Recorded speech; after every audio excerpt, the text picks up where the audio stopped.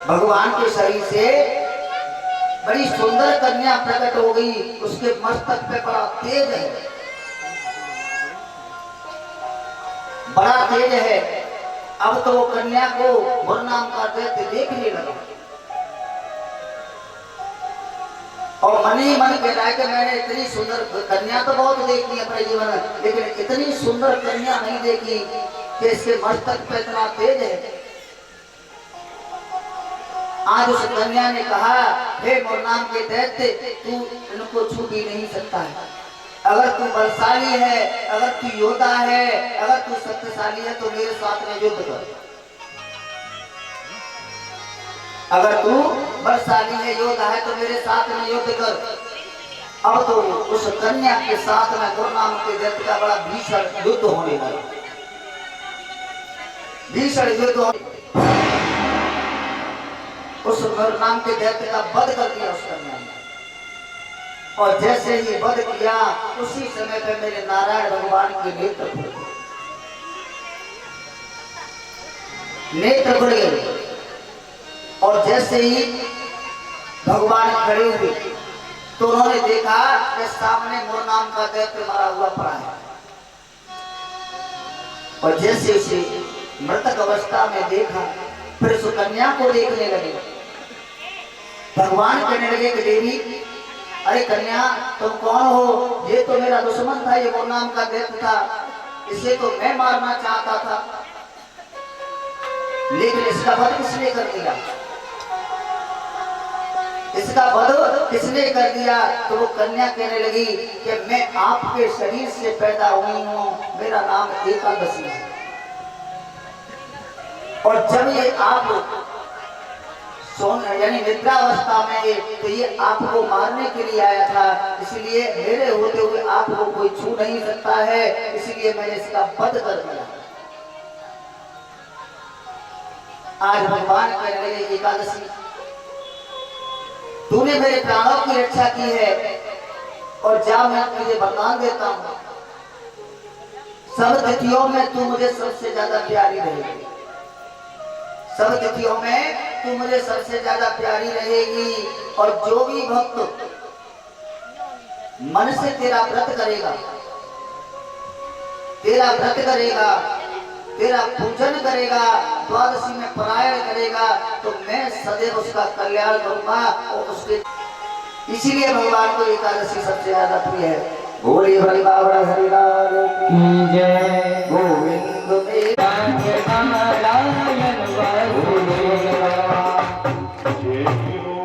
लेकिन रुक्मिणी मैया मेरे कबूल नाराज नहीं। अब बेचारी नाराज है जाती तो मेरे भगवान का नहीं है जाते, मनावते। लेकिन रुक्मिणी को गुस्सा आए तो गुस्से में इनका चेहरा कैसा लगता है मैं भी देखूं। कि मैंने मूर्ख तो दुनिया में देखे, मैंने मूर्ख तो बहुत देखे दुनिया में, लेकिन तुमसे बड़ा मूर्ख नहीं देखा। मैंने मूर्ख तो दुनिया में बहुत देखे हैं, लेकिन तुमसे बड़ा मूर्ख नहीं देखा है। रुक्मिणी मैया ने कुछ जवाब नहीं दिया। अच्छा अच्छा अच्छा, इसलिए जवाब नहीं दे रही है वो, तो तुम मूर्ख हो। रुक्मिणी मैया हंस करके बोली, प्रभु जाने क्या कह रहे, मेरी बात तो समझ में आने लगी। ना ना ना ना, तो देखो मैं सत्य कह रहा हूँ कि तुमसे ज्यादा मूर्ख दुनिया में कोई नहीं है, क्योंकि जितने भी तुमने कार्य किए हैं सभी मूर्खता वाले किए हैं। हाँ, तो रुक्मिणी मैया मन में सोचने लगी, ऐसा मैंने कौन सा कार्य किया मूर्खता वाला किया? नहीं नहीं नहीं, सबसे पहला मूर्खता का काम आपने किया है कि मेरे साथ विवाह किया है।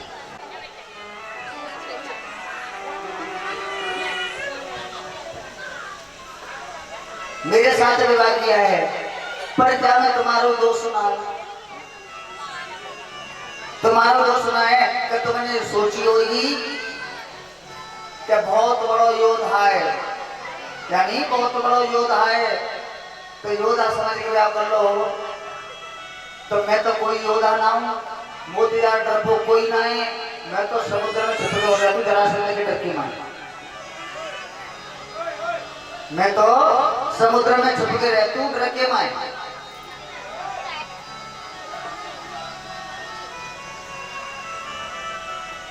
वैसी कोई बात ना कब बुला दो।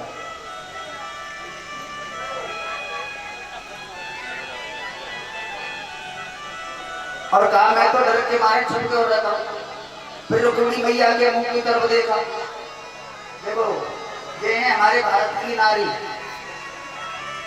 लड़ाई की चिंता है और विजय की चिंता है। भगवान की कथा में विजय का आनंद लेते हैं। देख क्या करेंगे, देख क्या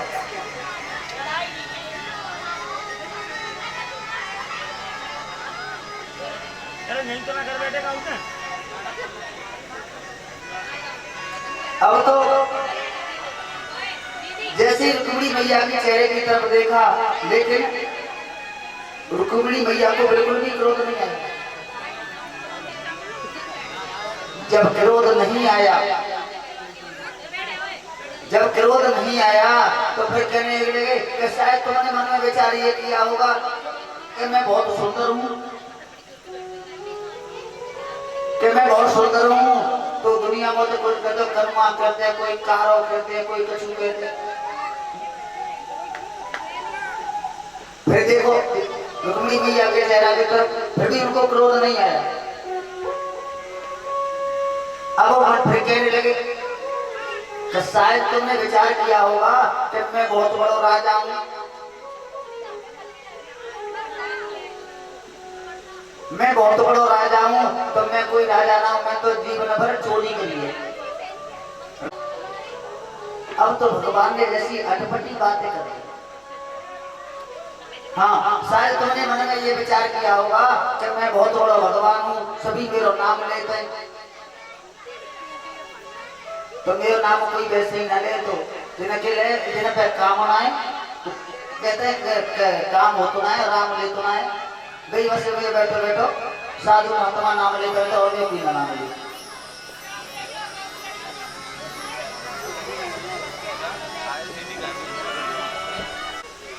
ये जाला की जो पार्टी है ना, रोज कथा बड़े मन से सुनती है,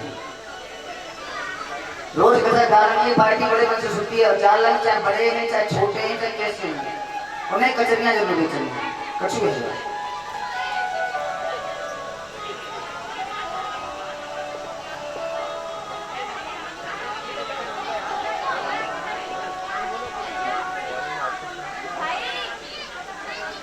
और देखिए हमारे शर्मा और दीपक शर्मा ने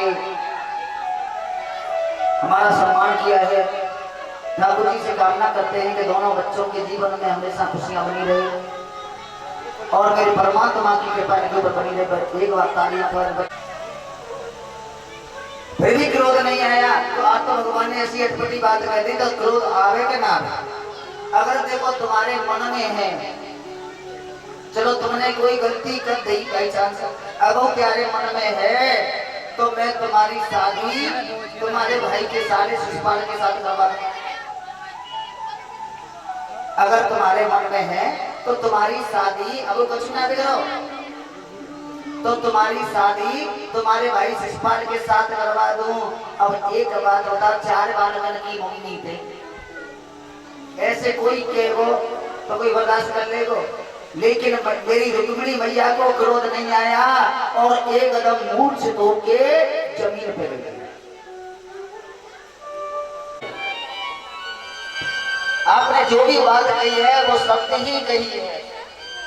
पहली बात आपने कहा था कि मैं तो डरपोक हूँ, समुद्र में रहता हूँ, जरासंध से छुप करके रहता हूँ, तो प्रभु इसमें कोई बड़ी बात नहीं है, हीरा को छुपा करके। और दूसरी बात कही ना आपने कि मैं कोई राजा नहीं हूँ, मैं तो चोर हूँ। आप राजा नहीं है, आप तो राजा।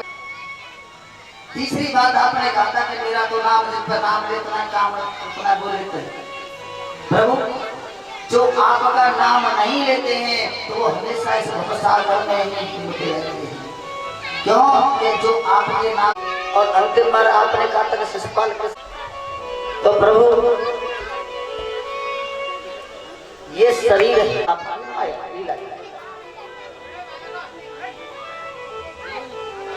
आज भगवान और ही ज्यादा प्रेम है। एक दिन की बात है, नारद जी ने मन में विचार किया कि इंसान एक पत्नी कालिंदी के कच्चे में गए तो देखते हैं कि कालिंदी मैया चढ़ दबा रही हैं, भगवान सहन किए हुए। और जैसे ही निकल के देखा तो रुक्मिणी मैया के साथ करती। अब तो नारद जी समझ गए और भगवान के चरणों में आके बोले प्रभु को क्षमा कर। भगवान मुस्कुरा करके बोले नारद जी क्या देखने आए थे? हमारे घर में कैसे महाभारत है? अगर 16,001 से 8 विवाह करने की हिम्मत रखते तो उन्हें मनाने की गुंजाइश है। ऐसी ऐसी लीला भगवान ने की। एक बार भगवान हस्तिनापुर घूमने आए, कैसा चल रहा है? तो आज धर्मराज युधिष्ठिर कहने लगे कि प्रभु वैसे तो सब कुछ सही है, सभी राजा हमारे समकक्ष है, हमारे हित में है, लेकिन एक राजा है वो हमारे हित में नहीं है। भगवान कहने लगे कौन? जिसका नाम है जरासंध। भगवान कहने लगे कि जरासंध से तो मैं भी परेशान हूँ, चलो वालों कछु इंतजाम करता है। आज भीम और अर्जुन को साथ लेकर के एक ब्राह्मण का भेष बना करके भगवान जरासंध के दरवाजे पर पहुंचे। जरासंध के दरवाजे पर पहुंचे और जैसे ही जरासंध के दरवाजे पर पहुंचे, इसका भेष बनाया ब्राह्मण का, और जाकर के जरासंध महाराज को आवाज दी। और जैसे ही आवाज दी जरासंध निकल के आया और जैसे ही ब्राह्मणों को देखा, ब्राह्मण कन्हैया जी हैं, अर्जुन भी में, लेकिन ब्राह्मण का वेश बना दिया। जैसे महाराज हमने आपको बहुत नाम सुना, हमने आपका बहुत नाम सुना और हमने जो सुनी है कि तुम ब्राह्मणों से बहुत प्रेम करते हो, ब्राह्मणों को बहुत दान करते हो, तुम्हारा बहुत नाम सुन के आए हैं। हम अपने मन में छोटी सी आशा लेके आए।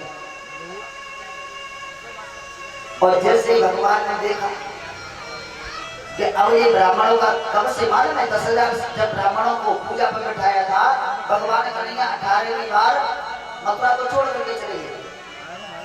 तो आज जरासंध कहने लगा कि सुनो, जिस दिन से मैंने कन्हैया को हराया ना, कृष्ण को हराया है, उस दिन से ब्राह्मणों के प्रति मेरा बहुत भाव हो गया है। जो भी ब्राह्मण गलती से भी एक बार मेरे दरवाजे पे आ जाता है ना, उसे कभी दूसरे के दरवाजे पे जाने की जरूरत नहीं होती। भगवान कन्हैया कह रहे हम भी बड़ी आशा लेकर के आए हैं, हम भी बड़ी आशा लेकर के आए हैं और हम भी आपसे कुछ मांगना चाहते हैं। जरासंध कहना बोलो तो सही है, ब्राह्मणों तुमको क्या चाहिए? अभी तक पहचान नहीं पाया है कि ये कृष्ण है कि अर्जुन है कि ये भीम है, पहचान नहीं पाया। बताओ तुमको क्या चाहिए? भगवान कन्हैया कहने लगे कि अगर हमें देना चाहते हो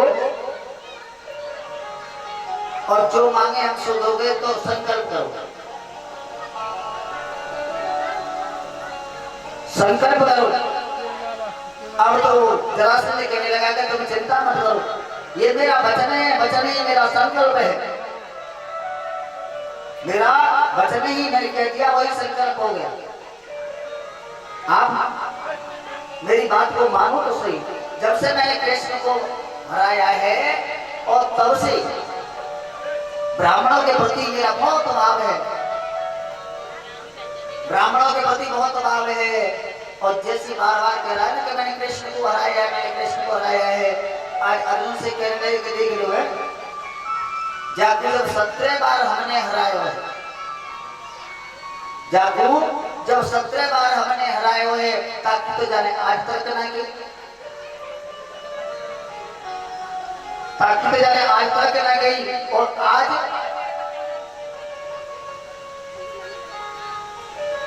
ब्राह्मणों की वजह से हमें थोड़े द्वारिका को छोड़ करके मथुरा को छोड़ करके क्या चले गए और बार बार उसी बात का बखान कर रहा है। और इतनी कहने के बाद भगवान मुस्कुराने लगे अर्जुन की तरफ देखकर, और जैसे मेरे कन्हैया मुस्कुराए, अब तो जरासंध कहने लगा मैंने पहचान लिया,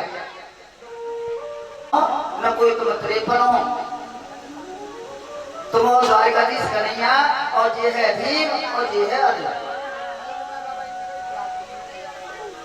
भगवान कन्हैया कहने लगे हम तो पहचान ही तो कोई बात ही नहीं, लेकिन तुम ब्राह्मण का भेष बन के आए हो, इसलिए बताओ तुम्हें क्या चाहिए। अगर ब्राह्मण के भेष में नहीं होते तो एक बार उन्हें मना कर देता, लेकिन बताओ तुमको क्या चाहिए। भगवान कन्हैया कह रहे महाराज देना चाहते हो तो हम में से तीन में से किसी एक के साथ युद्ध कर लो,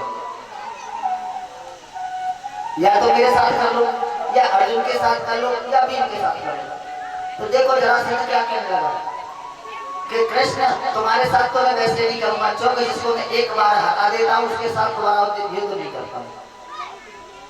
भगवान कन्हैया भीम से कह दादा देख लो, जब 17 बार डांट डांट के मारो बजाए हुए ताकि सुध न जाए, और एक बार हम अपनी मर्जी से कहा चले गए बाबू कितना बड़ा बखान करो, कितना बखान कर रहा है, तो तुम्हारे साथ तो युद्ध नहीं कर सकता हूँ, क्योंकि मैंने ये मेरा नियम है कि पहले किसी को हरा देता हूँ उसके साथ दोबारा युद्ध नहीं करता हूँ। और अर्जुन तुम्हारे साथ वैसे भी नहीं करूंगा क्योंकि तुम मेरी टक्कर की योद्धा नहीं। हाँ मैं कहा जो मेरी टक्कर का योद्धा है वो है भीम, भीम के साथ कर सकता हूँ। और जैसे ही भगवान कन्हैया से मने करी, अर्जुन से मने करी, और भीम दादा को जैसे बाने नाम लाओ तो भीम दादा फूल के घर में चले गए,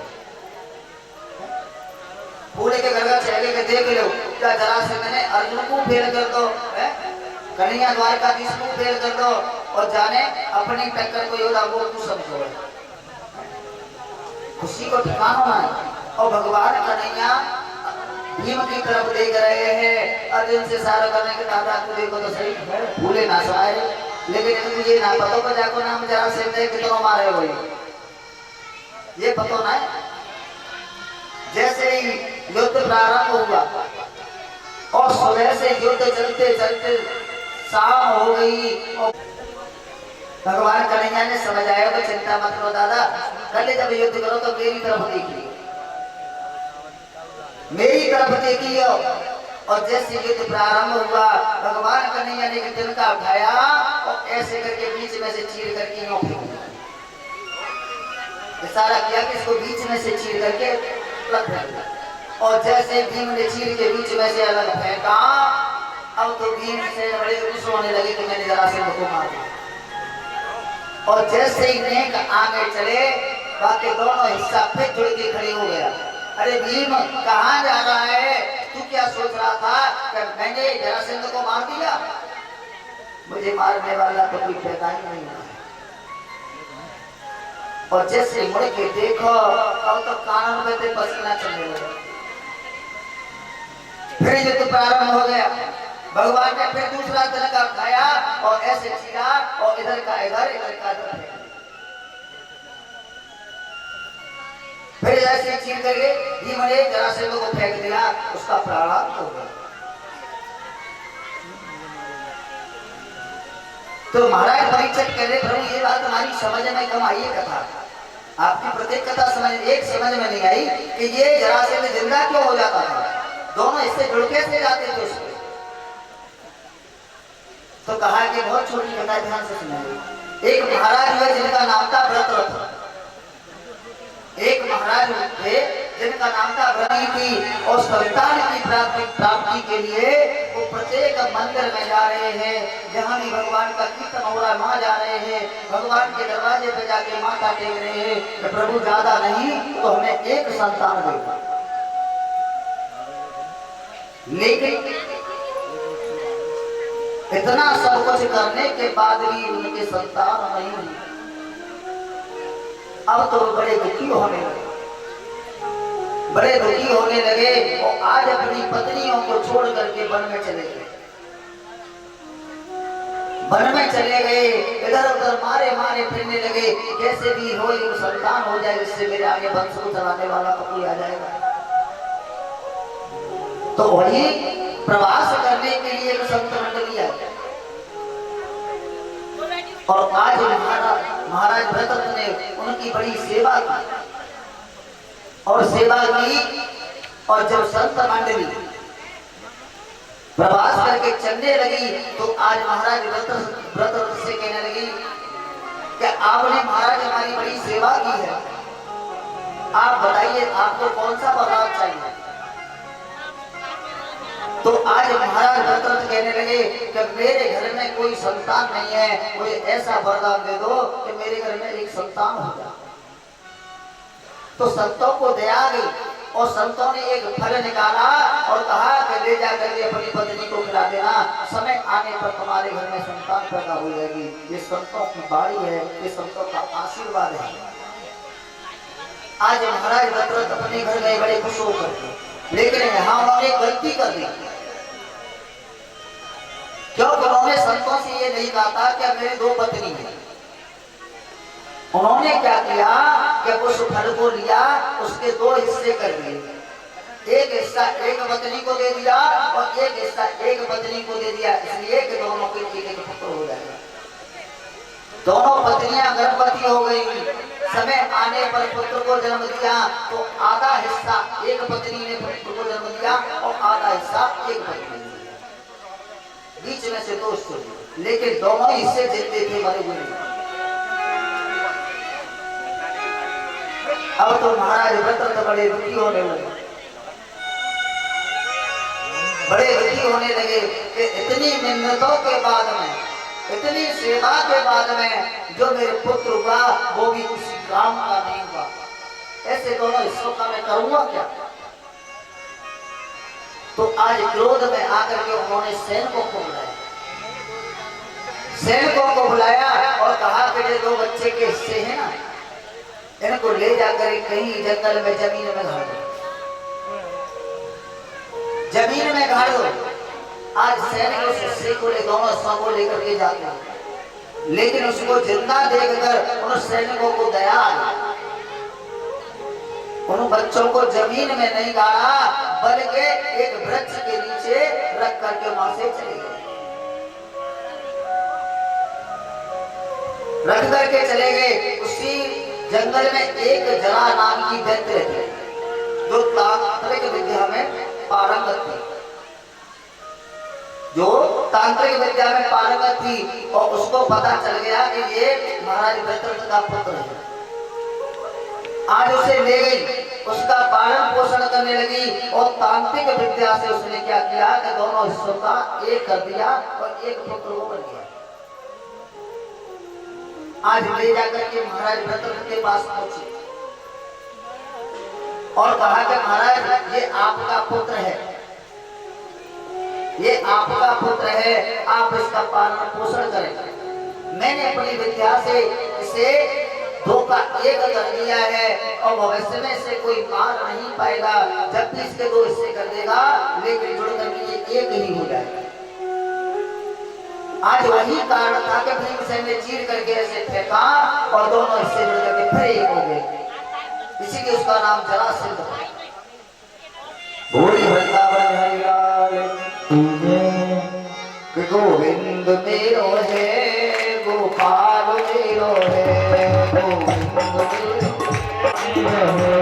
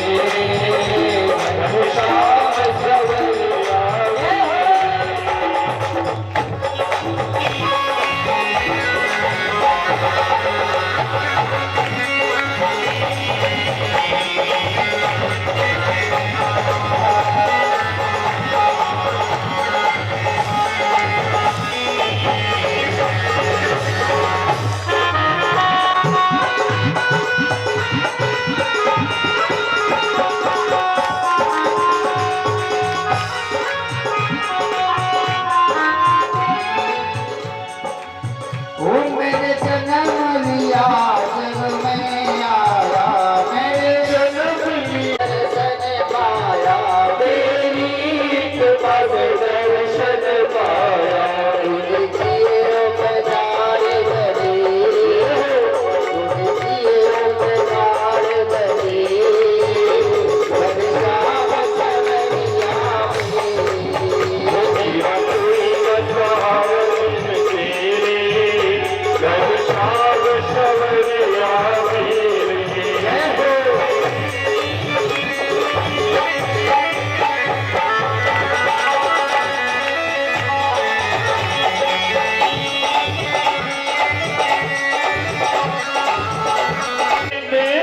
कब से तरस रही, मेरे नैना कब से तरस रहे, मेरे नैना कब से बरस रहे, सावन भादों से बरस रही। प्रभु छाए घोड़े हरे, प्रभु छाए घोड़े हरे, घनश्याम समझिया तेरा कोई न सहारा निज तेरे, घनश्याम समरिया मेरे।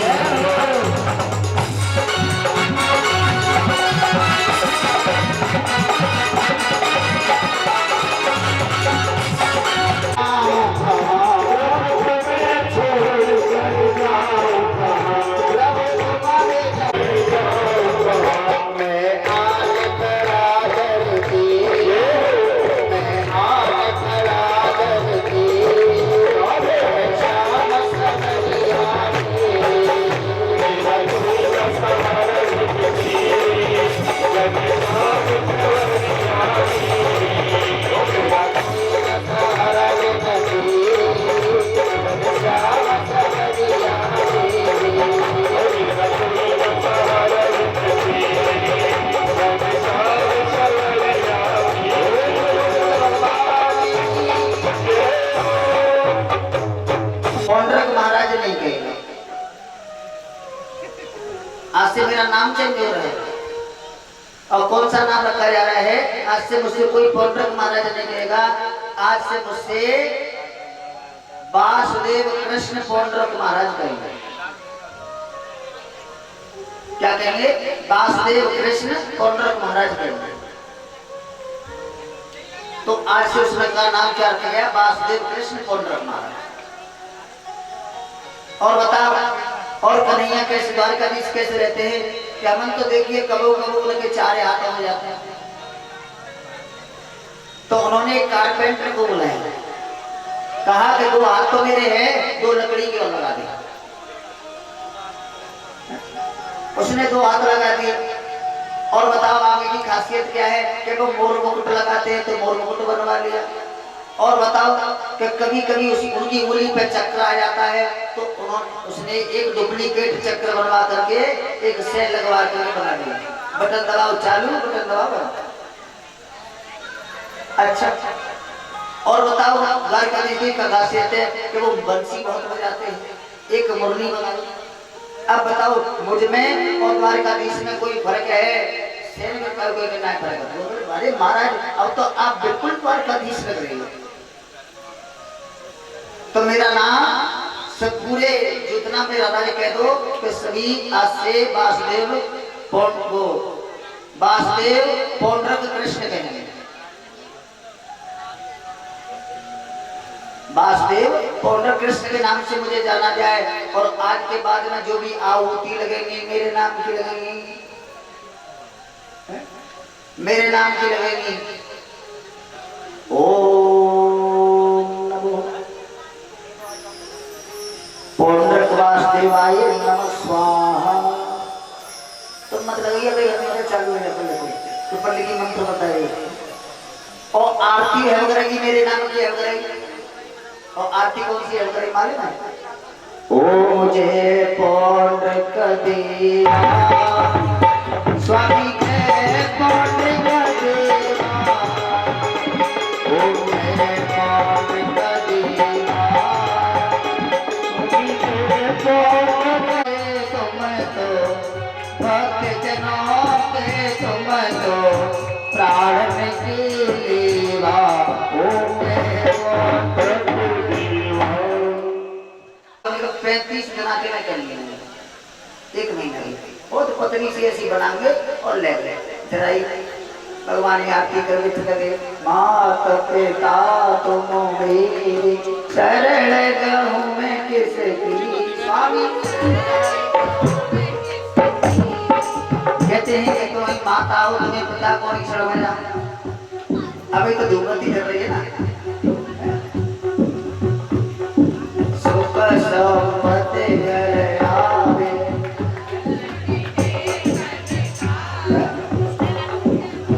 मांग रहे आरती ना कर रहे बाबा, धूप बत्ती मांग देख रहे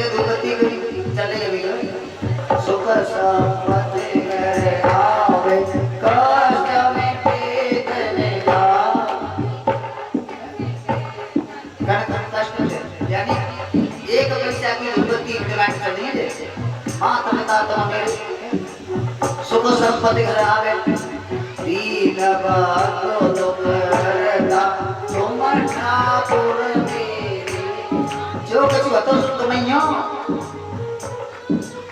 अब ध्रुवती आदि है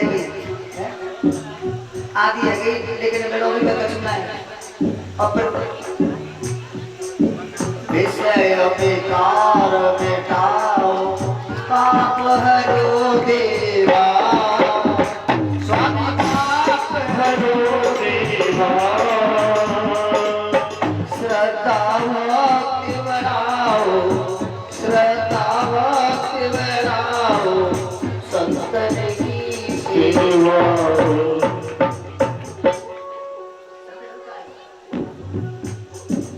विकार मिटाओ। अब अगरबत्ती बिल्कुल खत्म है वाली है लेकिन भगवान ने अभी तक ना सुनी से एकदम महादानी बन जाएंगे हैं तन मन धन सब है तेरा सब हर किया भगवान। अब तो ढूंढ के सबरे मारते तो एक आदि करो तेरा भाई भी सारा भागवत मान लो ज्यादा उसी नहीं क्या करो नहीं काटे करो करो पर ज्यादा तो समझ आदमी श्री सुखदेव जी कहते कि महाराज परीक्षित कल मैंने तुम्हें कथा में बताया था कि मित्रता तो बहुत हुई लेकिन कृष्ण सुदामा जैसी मित्रता न थी किसी की न है। इस बात को क्यों कहते हैं जो कल मैंने कथा में तो आपको बता दिया चलने वाला आप लोगों ने सुना हो। आज समय आने पर सुदामा जी की शादी हुई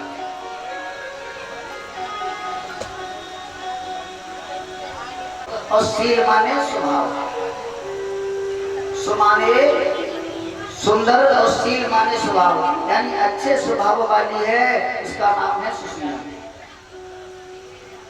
और रात दिन पति की सेवा में ही रहती है।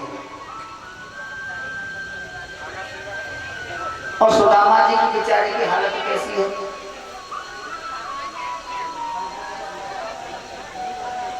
जिसको सुदामापुरी के नाम से जाना जाता है पोरबंदर नाम का शहर था और भिक्षा करे भोजन करे हिये जपे हरि नाम। हमारे जो कथा कहने वाले हैं